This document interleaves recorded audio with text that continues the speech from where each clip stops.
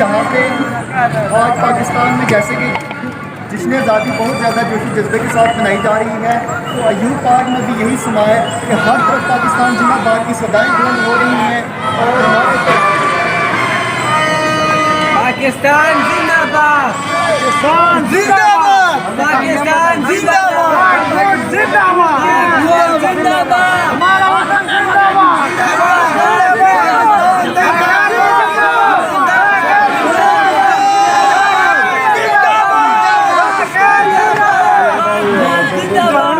आपने देखा बहुत ज़्यादा इन लोगों के अंदर, इन नौजवान नस्ल के अंदर बहुत ज़्यादा आज़ादी का जज्बा है। मेरी दुआ है कि अल्लाह रब्बुल आलमीन इनके अंदर हमेशा ये जोश और जज्बा हमेशा सलामत रखे। ये इन्होंने अयूब पार्क से